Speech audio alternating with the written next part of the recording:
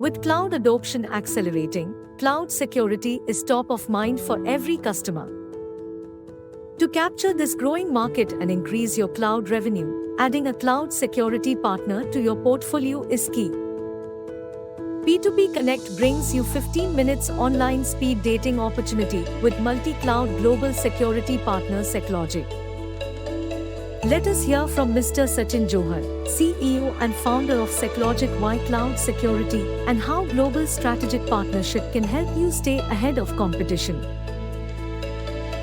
Our flagship product is CyberQ Shield, which is cloud security and identity governance solution. I'll focus on that solution for the rest of the presentation. We have other products, of course, but majorly today's discussion is more on CyberQ Shield, which is cloud security and identity governance solution. This is our mission, purpose, and vision. So our mission, of course, is to deliver the secure digital journey. Our purpose is to make our customers successful, of course. And our vision, and when I say our customers is our partners also, of course. Our vision is a world where business runs securely. It's a very simple way to describe how we feel about about the company and how we feel about our partners and customers and what our mission is. Cool. I'll quickly touch upon this particular slide. It talks about the cloud breaches and the dollar impact. I'm sure all of you on the call are aware of it. It's happening on a regular basis, and of course, there is a tug of war between the defenders and the adversaries. And of course, we as a solution provider and you as a service provider for your customers, we are one team, and ultimately we are on the defender side, of course, and we have to together fight against the offenders or the perpetrators, right, who are doing the mischievous act of course, trying to breach, trying to do a ransomware. And so if I look at the report from Gartner, so as per the Gartner estimation, it is more brutal as compared to dark reading or Verizon report. It says by 2025, 99% of cloud security failures would be the customer fault. Right? So when I say customer is the end user who's actually responsible for managing the cloud setup. Right? So now this is a big problem right now. Right? And of course, as a team, as one unit, we need to solve this problem, right, for our customers. So when I say customer fault, one is lack of expertise, of course, managing the cloud. There has been a massive transformation happening for the last 3 to 4 years. I remember in 2020, late or mid 2020, total customers using cloud was 1.6 million, and now it is touching 3 million. Right, so 3 million customers globally are on the cloud today, and this number is growing exponentially month on month. It's in double digit, higher double digit. So and we see there is a massive opportunity out there. Of course, as a team, as one unit, we need to make sure that how can we help our customers to stay secure. Because there are companies, in fact, many companies globally which are cloud native, which are born in the cloud, or we call them digital native, right? So all of their workloads are on the cloud, all their application, all the revenue generating systems, everything is on the cloud. What is outside is just the laptops. That's all. And using those laptops, they connect to the cloud, they manage it, they maintain everything, and all their applications are, of course, also deployed remotely, onto the cloud. And so there we see, again, we mentioned about the gap. The gap is expertise, and also other thing is the complexity, right? So cloud, if I look at cloud today, so there are 15,000 plus permissions, right? So imagine each and every resource you deploy in the cloud, it has to have some permission. It has to have some entitlements. So there are service calls, there are users, of course, humans and non-humans both. All of these entities or assets, these are all assets in the cloud. They have their own set of permissions, they have their own privileges. Now, managing it is extremely complex. Right? It cannot be done in a mundane way. It cannot be done manually. It has to be programmatically. It has to be automated. Right? But if I look at how it is happening today is when we go and of course subscribe for a cloud service. I go to AWS or Google Cloud, for example. They just give us a virtual space. They say, hey, this is your space. You can do anything you want to do. You can set up servers, you can set up databases, You can set up your load balancers, API gateways. All that can be done by the user. It's up to the user to take care of it. At the same time, it is the responsibility of the user also, of course, to manage it. What permission you want to give to the server? What permissions you want to give to the cloud storage? What permissions you want to give to the database? Suppose you have a database. So if you have a load balancer, so all these configuration management permissions is the responsibility of the user or some the company basically. So cloud providers will not have any say. They will, because they say, okay, we don't know your environment. We have given you the compute power, right? You can have auto scaling. I remember like many years back when we used to use data centers for deploying our servers, racks, and all those things. Every time we need to decide the compute, we need to go to the vendor and say, hey, Mr. IBM, I need a advanced server. I need more capacity. I need more CPUs, more RAM, more storage. Now that is all gone.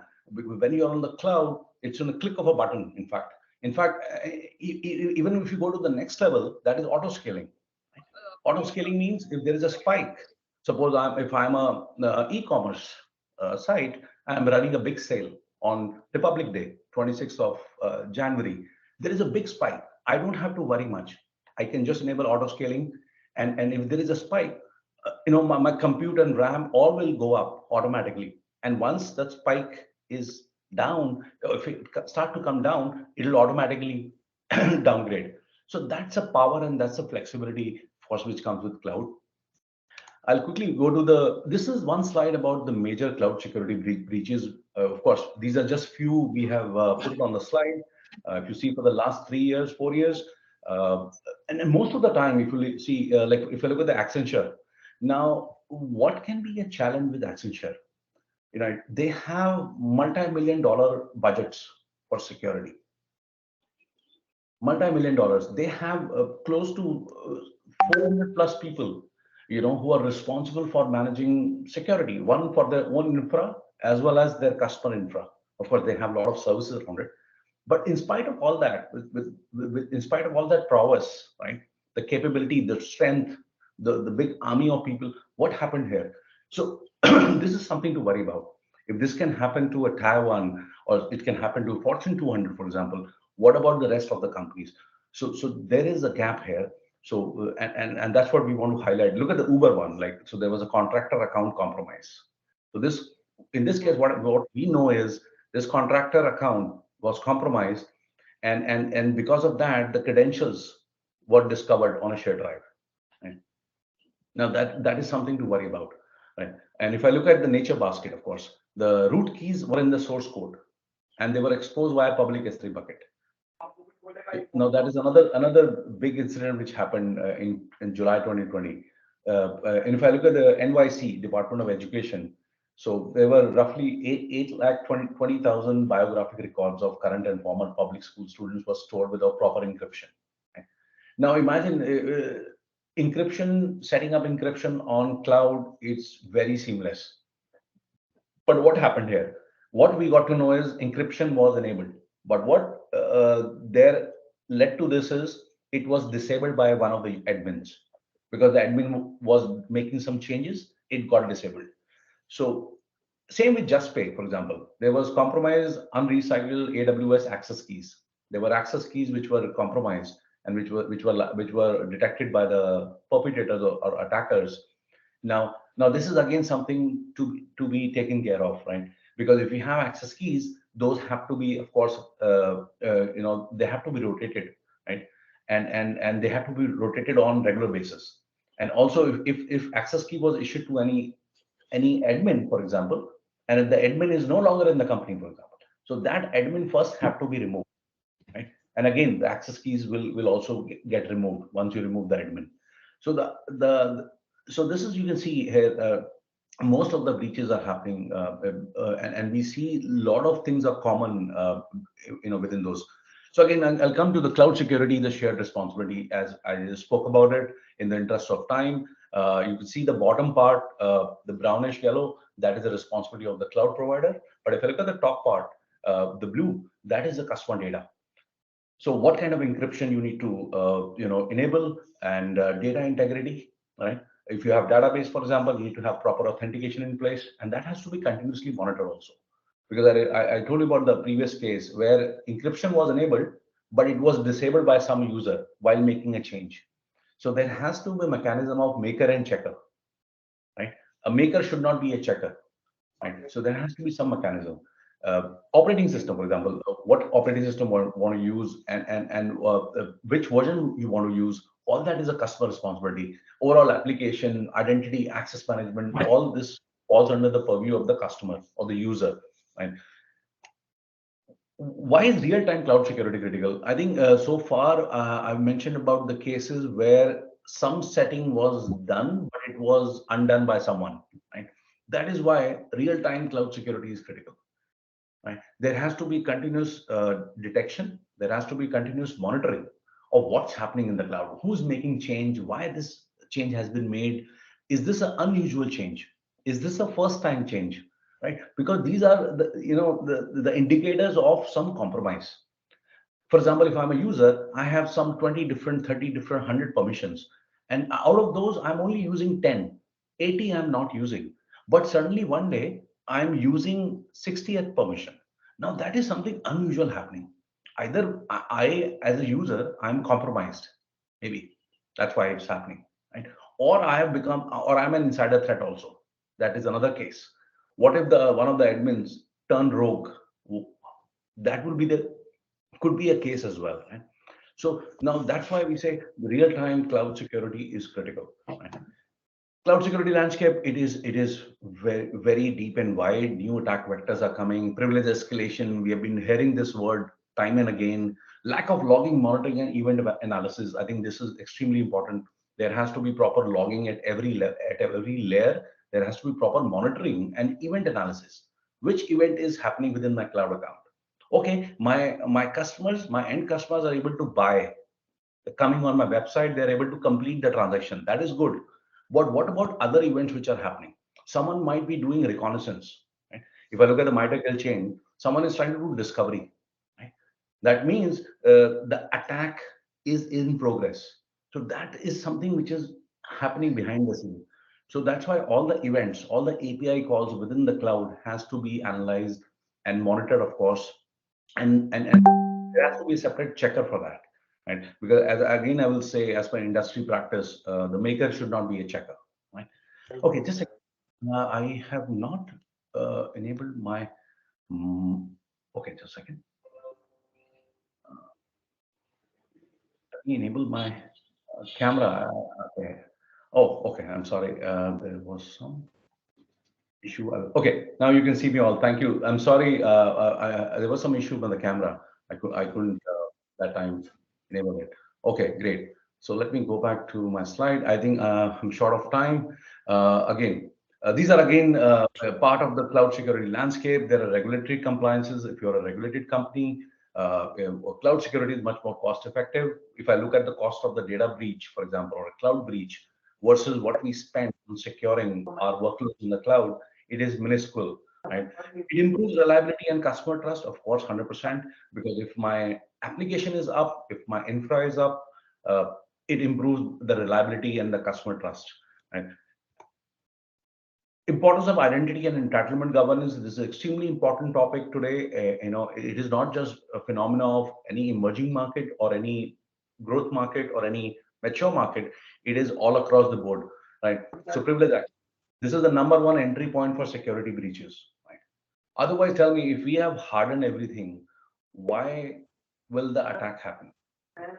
So most of the time, what we see is the hardening is done at the device asset level, but not on the identity side. We have seen overprivileged identities many, many times. We have seen dormant identities. I remember that we were talking to one of our customers. They say, "Hey, we have only 10 users." But when we did the diagnostic for them, we found they had like 20 users. And then the team said, okay, these 10 were, they left the organization.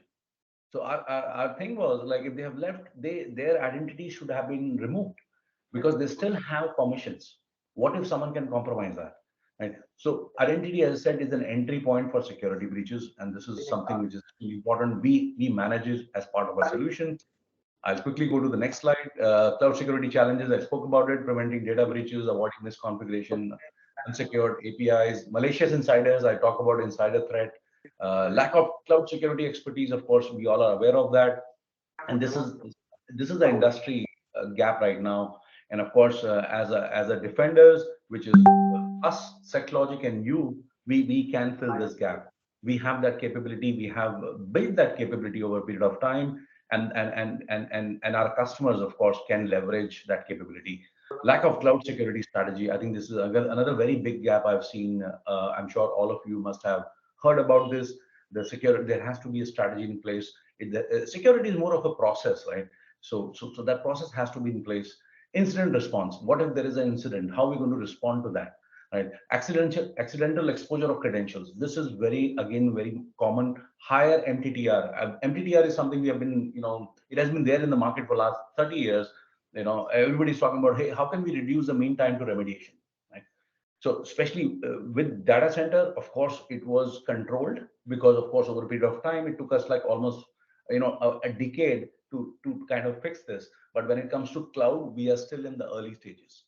I've seen a lot of time, the customer teams, for example, they have to really do a lot of, hard work to find out, okay, where is the actual gap? Can we take an action or not? And is this fixable or not? All that requires a lot of, manual effort, which we are seeing most of the cases. So these are the security challenges. About our solution, this is my slide. We do cloud native provisioning. We just need a role within the cloud account, and you can see on this side, this is our platform. It can connect to AWS, Google. Right now, of course, Azure is coming, and we can seamlessly connect. We don't deploy any agents or any sort of script within the cloud account. We use cloud provider APIs. Time we use. तो वो diary के page पे ना हर रोज नए diary के page पे लिखता है, पुराने पे नहीं अपडेट कर रहा. Yeah, sometimes we use cloud native services as well, so that we don't introduce the third party script or any sort of agent in the cloud. We have seen the case of SolarWinds. I'm sure all of you are aware of that. So after that incident, all the CXOs, CISO, CIO, CTOs, even the board, they're quite reluctant to introduce any sort of third party script within their cloud, especially the production environment, right? So we meet that requirement because we don't require any sort of implementation of any third-party agent or script. And once we connect to the cloud account, we can do both proactive and reactive security. I think that's very important in today's time. So suppose, if I give an example of a building, right? So, if you have a guard at the building, so guard is there 24/7, right? They do the frisking. So if you go to the airport, right? So once you enter, of course, you have to scan your bags. Same thing here, right? So this is what we do. We do the proactive one. One is, of course, we control. We look at what is the settings. Do we have the doors at every layer, for example? And then once those doors have been fixed or hardened, then we monitor. Okay, is someone trying to break the door? Right? That is also very important. Suppose same example of a home. If I have a door entry and exit, I still need to have a guard who can make sure that no one enters break into the door. Same thing is what we do as part of our solution. These are the product capabilities. I want to just touch upon those. So cloud security posture management is one part of the product. Then we have cloud security orchestration, automation, and response. That is extremely, additional, I would say, the capability. And then cloud identity and entitlement governance, I spoke about this. Threat anomaly detection, this is part of the reactive security. So we look at all the events in the cloud. If there is any threat or anomaly, we use machine learning. We have data lake. So there we process. So we churn like millions of logs almost every day, right? And during the processing, of course, we discover, okay, which of the actions which are happening within the cloud are actually a threat or an anomaly. Cloud workload protection is basically we look at all the machines like EC2s, ECR, Lambda, for example. We look for any vulnerabilities. So we don't just look at the CVE and the CVSS. We look at a lot of other parameters. What about this machine? Is this machine part of production or development or QA or testing? So we basically incorporate CI tried, which is industry standard. Like you need to contextualize your remediation. If there is a vulnerability, it has to be contextual. It should take into account not just the technical risk, but also the environmental risk. What kind of risk is there? Is there is a business risk? If there is a business risk, we need to prioritize it. So we take that into account and we come up with a unique scoring for each and every asset in the cloud. Advanced malware and secret scanning, this is another feature of the product. Of course, we will talk about it maybe in the later slide. I want to first and in fact the last, I want to talk about this why partner with Seclogic. If you see my slide, 100% channel GTM, no direct sale. We don't do direct, right? We are 100% via partners. If you see, I have striked out some few things. So what I have striked out is something which is happening today. So if you look at a lot of OEMs right, in the market, top 50 to 100 customers are direct, and rest is through partner ecosystem. We will not do that. We are 100% channel.